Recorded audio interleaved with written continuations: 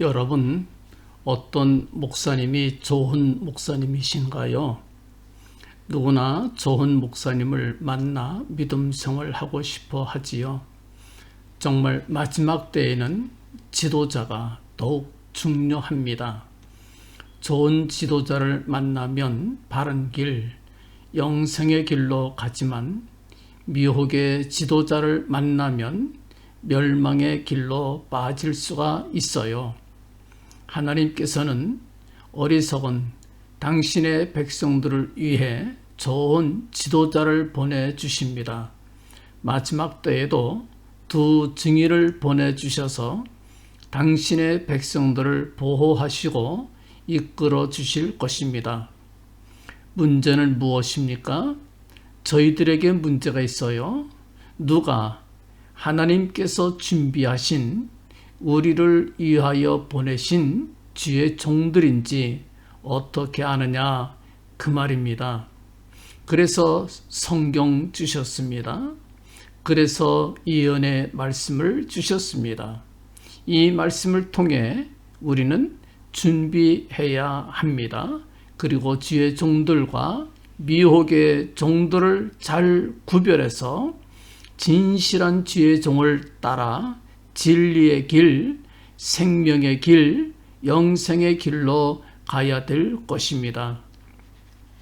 이 말씀을 연구하기 위해 말라기 4장 5절의 말씀, 보라 여호와의 크고 두려운 날이 이르기 전에 내가 선지 엘리야를 너희에게 보내리니. 그리고 누가복음 1장 17절 말씀, 저가 또 엘리야의 심령과 능력으로 주 앞에 앞서가서 아비의 마음을 자식에게 거스르는 자를 의인의 슬기에 돌아오게 하고 주를 위하여 세운 백성을 예비하리라 하신 이 말씀들을 먼저 공부해야 합니다. 왜냐하면 하나님께서는 주님 오시기 전에 미리 엘리야를 보내시겠다 약속하시고 세례 요한을 먼저 보내주셨기 때문입니다. 마찬가지로 주님 재림 전에 엘리야와 같은 두 증인들을 보내주실 것을 요한계시록 11장에서 예언해 주셨습니다. 문제는 무엇입니까? 요한계시록 13장에 보면 주님 재림 전에 먼저 적 그리스도가 나타나지요. 그런데 적 그리스도를 증거해 주는 또 다른 짐승 새끼양의 등장을 요한계시록 13장에서 예언해 주셨기 때문입니다. 주님께서 보내실 두 증인과 적 그리스도를 증거할 새끼양은 서로 대척점에 있습니다. 둘 다 권세가 있어요. 능력이 있어요. 불이 떨어지는 이적도 보여줍니다. 그래서 일반 사람들은 헷갈리기 쉬워요.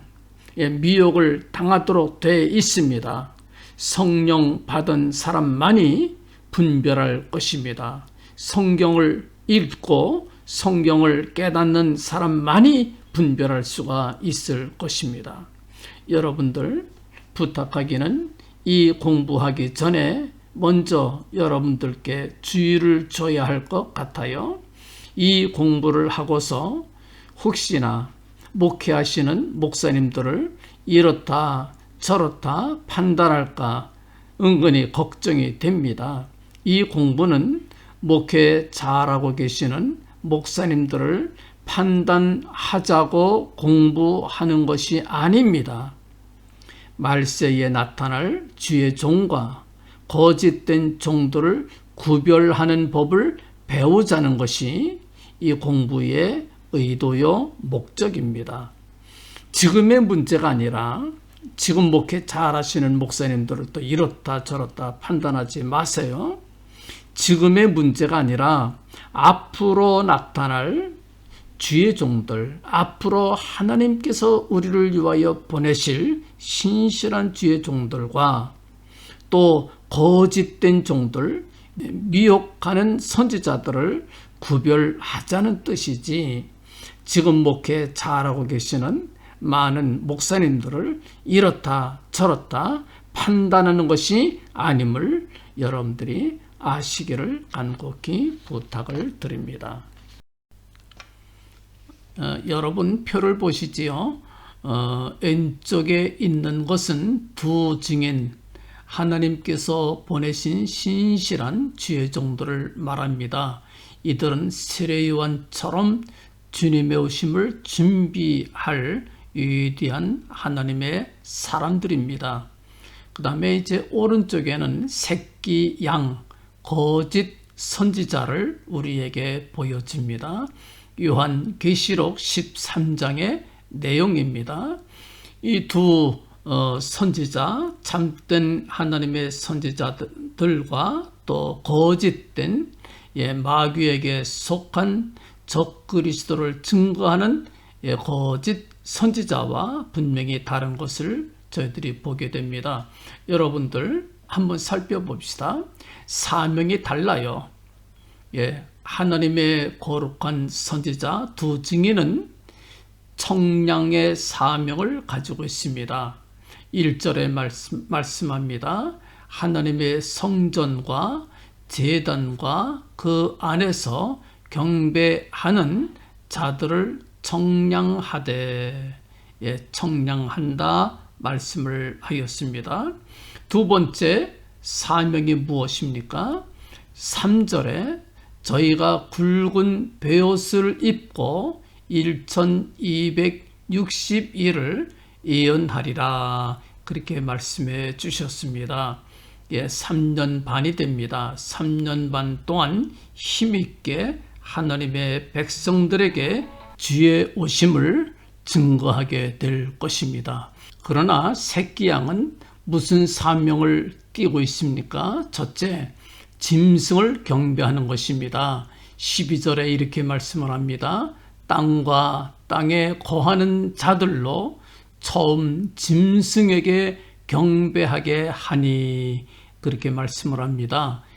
그러니까 거짓 선지자의 첫째 사명은 짐승 적그리스도를 경배케 하는 것이다, 이렇게 말할 수 있겠습니다. 거짓 선지자의 두 번째 사명은 우상을 만드는 것입니다. 14절에 이렇게 말씀을 합니다. 짐승 앞에서 받은 바 이적을 행함으로 땅에 거하는 자들을 미혹하며 땅에 거하는 자들에게 이르기를 칼에 상하였다가 살아난 짐승을 위하여 우상을 만들라 하더라, 그렇게 말씀해 주셨습니다. 여러분, 하나님의 거룩한 종들과 이 거짓된 사단의 종들과 권세가 있어요. 권세가 있어요. 둘 다 권세가 있어요. 그러나 그 권세가 다른 권세입니다. 두 증인 하나님의 종들은요, 주님의 권세로 일하게 될 것입니다. 3절에 이렇게 말씀을 합니다. 내가 나의 두 증인에게 권세를 주리니, 그렇게 말씀해 주셨어요. 하나님께서도 당신의 종들에게 권세를 주셔서 일하도록 하셨습니다. 그런데 이 거짓 선지자도 권세가 있어요. 거짓 선지자에게는 누구의 권세냐? 12절에 이렇게 말씀을 합니다.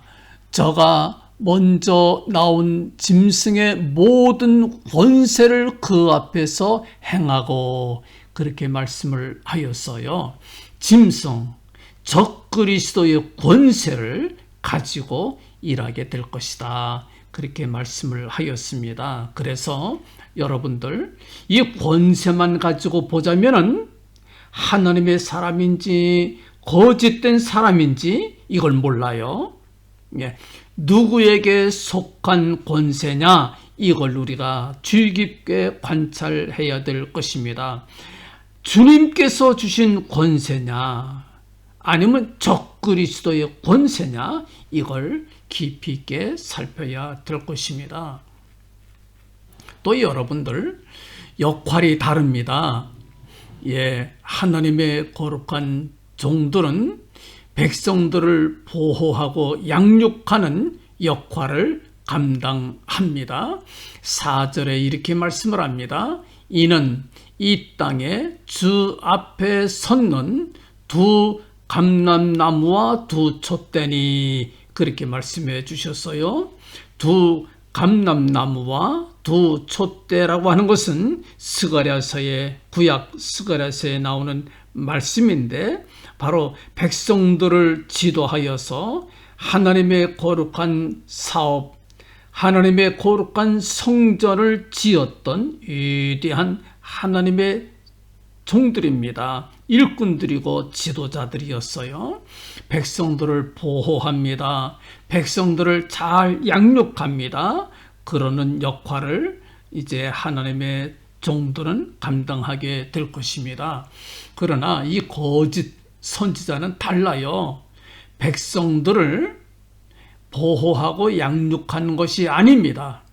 16절에 이렇게 말씀을 합니다. 저가 모든 자, 곧 작은 자나 큰 자나 부자나 빈궁한 자나 자유한 자나 종들로 그 오른손이나 이마에 표를 받게 하고, 누구든지 이 표를 가진 자 외에는 매매를 못하게 하니, 이 표는 곧 짐승의 이름이나 그 이름의 수라, 그렇게 말씀을 합니다. 백성들로 하여금 표 가지지 못한 자들은 매매를 못하게 하리라, 그렇게 말씀해 주셨어요. 폭력이지요. 폭력입니다. 매매를 못하게 하면 백성들이 어떻게 먹고 살 수가 있겠어요? 이게 폭력입니다. 여러분들, 그 다음에 아주 중요한 공부를 우리가 해야 됩니다. 이 거짓 선지자들이 놀라운 이적을 행하게 됩니다.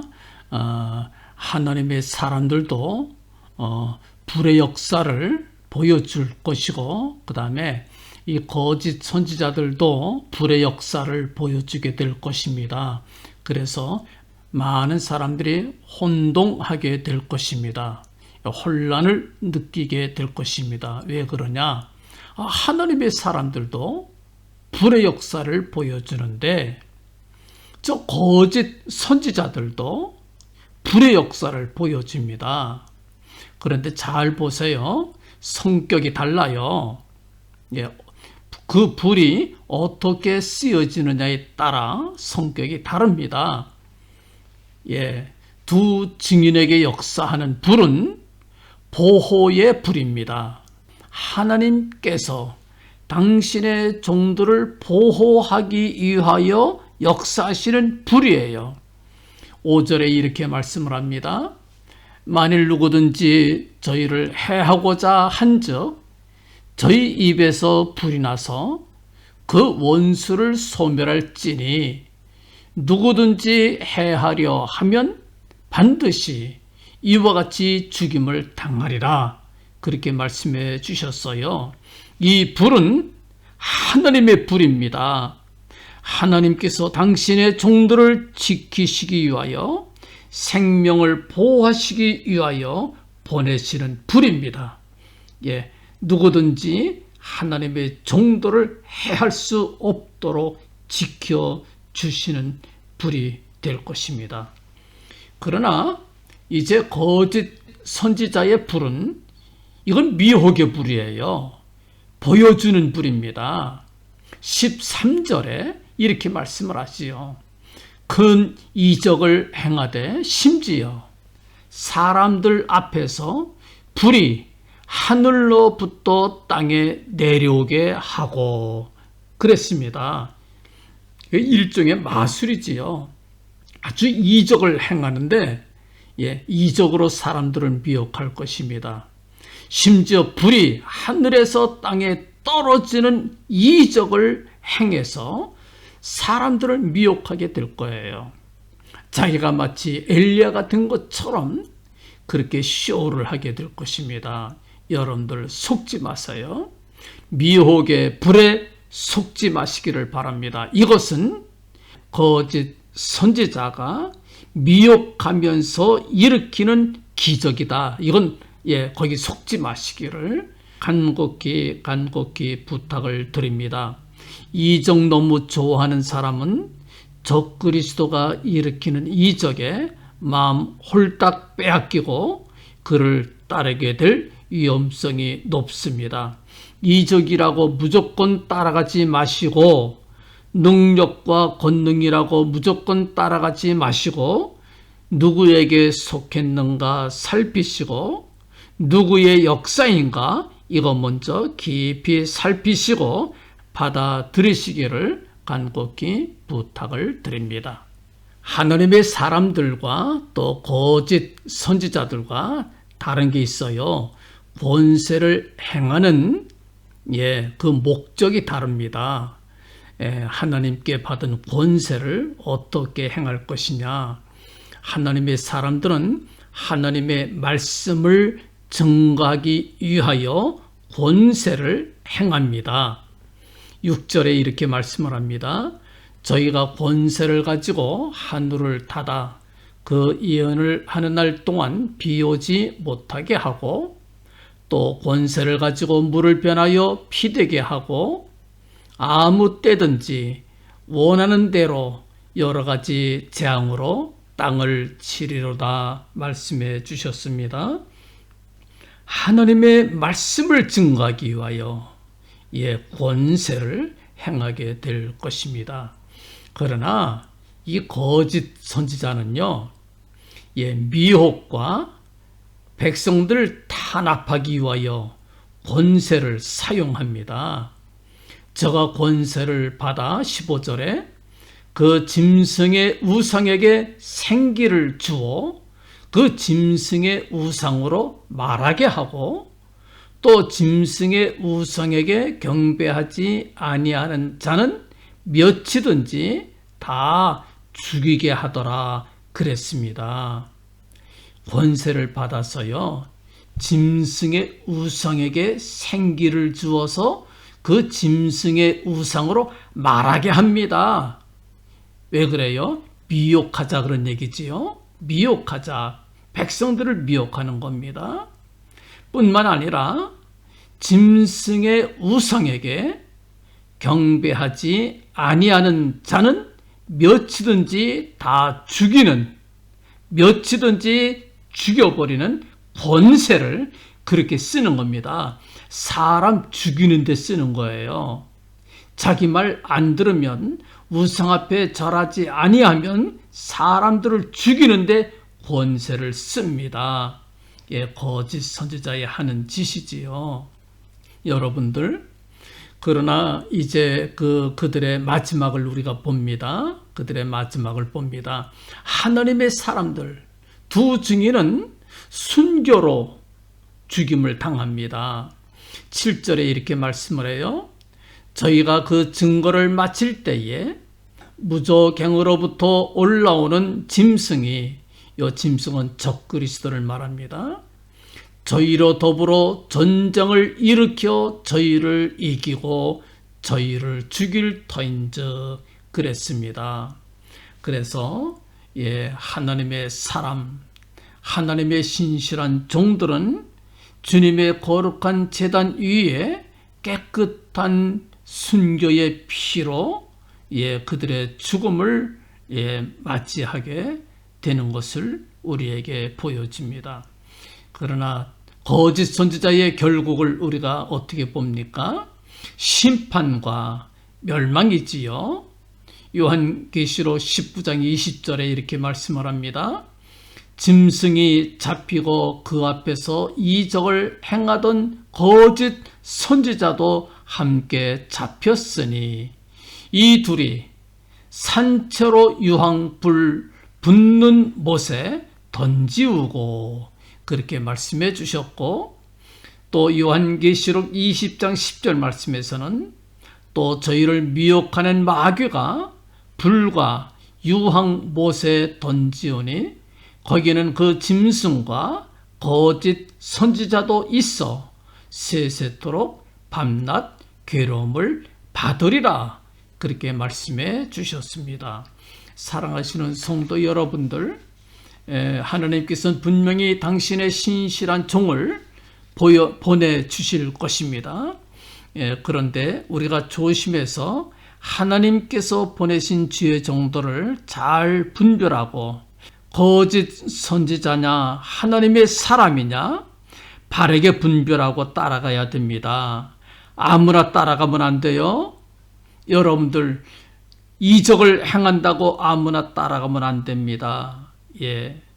여러분들 마지막 때에는 주의 종들을 잘 분별하시고 잘 따라가시기 바랍니다. 그래서 하나님의 신실한 종들을 잘 따르고 하나님의 신실한 종들로 말미암아 훈련과 양육을 받고 보호받아 또 바르게 믿고 바르게 순종하고 주님 바르게 따르다가 영원한 나라, 승리의 나라, 우리에게 기업으로 주시는 말할 수 없는 복된 나라에 우리 모두 들어갈 수 있기를 간절히 소원합니다. 축원합니다. 여러분들 다음 주 수요일까지 안녕히 계세요. 안녕.